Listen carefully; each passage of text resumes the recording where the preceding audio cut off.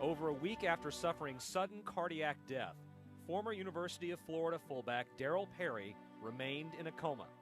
This energetic father of three was motionless in a hospital bed, silently fighting for his life. Every day we'd go in, I'd say, open your eyes, stick out your tongue. I saw nothing, and the seizures were eventually brought under control with medication, but he clinically showed no improvement. Then on about day 11, I walked in and said my usual, open your eyes, and he opened them. I was in the hallway. I'd step out in the hallway, and one of his favorite nurses, Missy, was in there with him. She was in there saying, "Darryl, can you hear me?" And it's as if he nodded his head. And she said, "I'm Missy, can you say Missy?" And he mouthed Missy. And by this time, I'd run over to the other side of his bed. And she said, "Who's that beautiful woman standing on the other side of you?" And he turned over and he looked and he said, "I know." Yeah. I was just, he had started opening his eyes, but one of the things I had asked God for was, I really need him to tell me he loves me. Yeah. By then everybody's running in. The nurses, they called for the doctor. So they wanted to know where his cognition was. So they started asking him, how many kids do you have? He remembered the kids, he remembered their names, their ages. And it was just clear that every part of his brain, even though it wasn't functioning at maximum ability, every part, there was something still there. So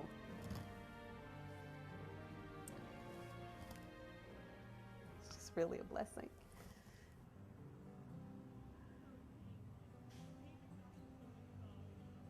Today, Darryl Perry's life is a constant challenge, but he attacks each day with the same vigor he once displayed on the field. How are you feeling today? Good. Good. You're not tired after that long weekend? No. Okay, good. My body does not belong to me. So if God wants to do anything to the body, he can. Let me try. Oh, okay. Okay. Go ahead.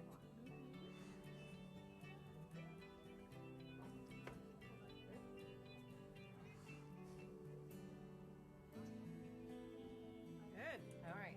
When he first came home, he was flat on his back. I had to have 5 of his friends here to help lift him out of the car, to put him in the wheelchair, to wheel him in. That's how he came home. And now, the wheelchair got picked up, I don't know, a month and a half ago. He gave up the walker. So every day, I don't see the progress every day because I'm here every day, but I can look back from where he was and see where he is. You did over 100, my goodness. Yes, you got almost 105 pounds. Oh, wow. From 70, yes, from 71 that he was back in October the 20th. Good, excellent. Typically, before hypothermia, you see most of your improvement after cardiac arrest about 6 months or so. However, he is continuing, weekly he is showing gains and gains and gains. The areas of the brain that are most sensitive to lack of blood flow, the cerebellum for coordination, is still affected. That's why his speech is not as clear as it was before. But he's getting better every day. So we can't predict if he's going to get back to total normalcy, close to normalcy. But even if he gets no better than he is now, it's a dramatic outcome. This is the first time that I see you before I could see you. Really? Yeah. So you can actually see what I look like now. Hey, look good. What I've seen, that's not progress. That's a miracle. He couldn't walk, he couldn't talk, he couldn't breathe. Doctors pronounced him dead. How does this guy come back from not breathing to breathing? There was no doubt in my mind that it was a miracle.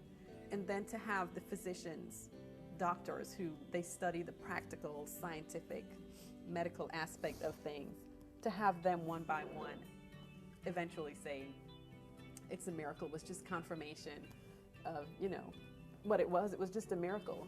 This is the most gratifying that I think I've seen in my career practicing urology. The support that he got, it was just nice to see that the family and friends could be that supportive. And he's a very lucky guy, both from the standpoint of recovering from this cardiac arrest and also having supports that he had, because I don't know if he would have gotten that far without the supports he had.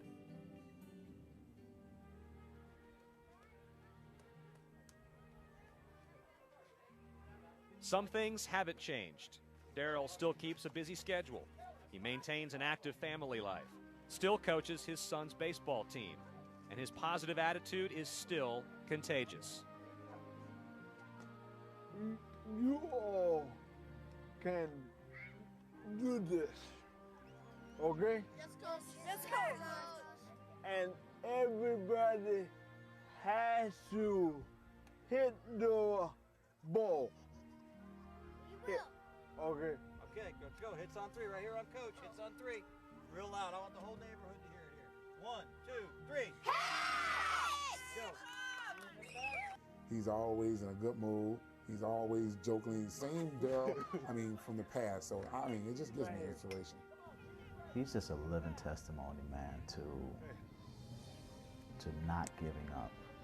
You know, I'm honored to have a friend like that. Coach, a good game. God bless you, man. God bless you. Darryl Perry died, and yet here he stands, living proof that miracles really do happen. One thing that we realized early on is it's not a story about us. No. It's not about us. It's not about Darryl physically having gone through this. It's not about our family physically having to go through this. Yeah. So despite the despair and everything else, where there is faith and love and hope, anything's possible.